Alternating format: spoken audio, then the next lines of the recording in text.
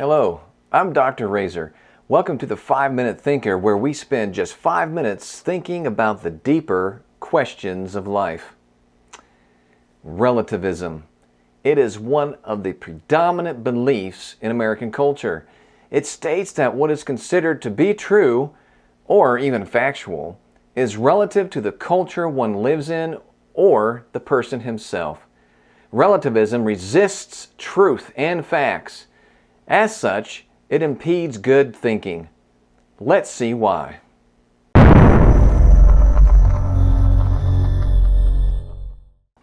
Dolores G. Morris, instructor of philosophy at the University of South Florida, had her book, Believing Philosophy, published in 2021. It's a great introduction to thinking and why philosophy is important. In her chapter on true beliefs, she has a great discussion on the concept of truth and beliefs. There, she writes in part, "Beliefs are false when they misrepresent the world. They are true when they accurately represent the world. True beliefs correspond to reality. False beliefs do not." Later, in the chapter, she goes on to say this, "If truth is correspondence to reality, then reality itself is and must be the deciding factor."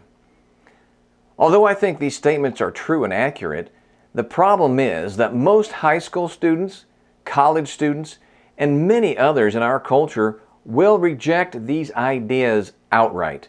The reason why is because they already have accepted relativism. As relativists, they do not believe in the concepts of misrepresenting the world or accurately representing the world and corresponding to reality.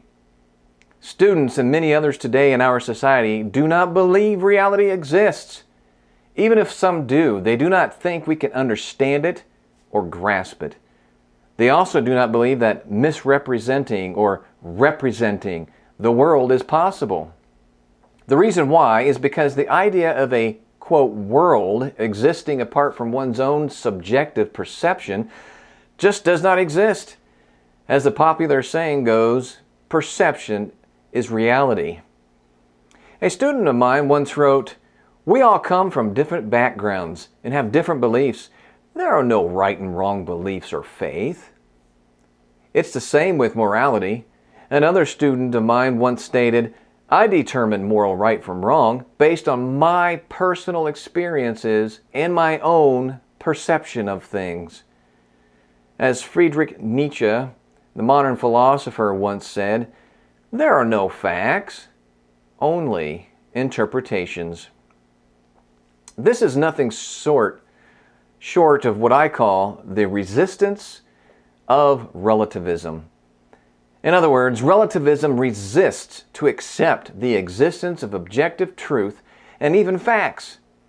Because of this, many students and others in our society do not know how to think. The resistance of relativism destroys significant aspects of thinking.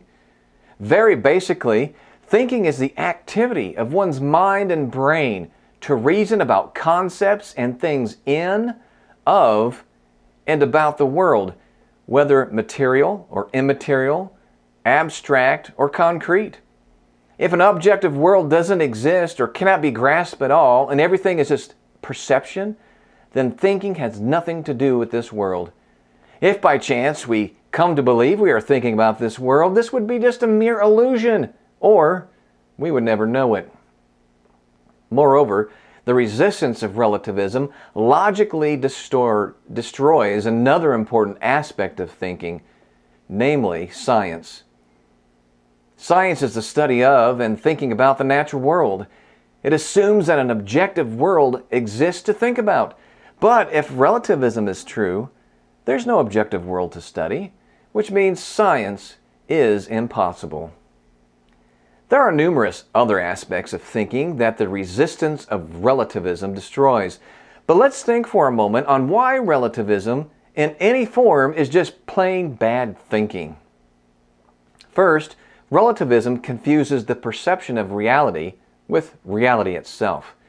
Just because you perceive something as reality, it does not follow logically that it is reality. your perception could be wrong. Second, if it is true that there are no facts, only interpretations, then relativism is false. Why? Because the statement itself that there are no facts, only interpretations would be true, thus showing that there is at least one fact or truth that exists.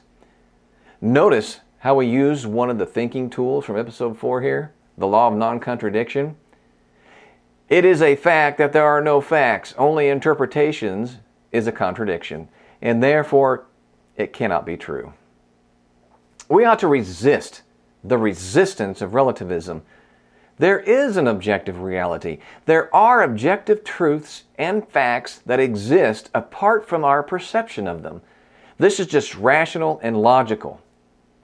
But, you may ask, how do we come to know the truths and facts about the world? Well, that's a subject for another time.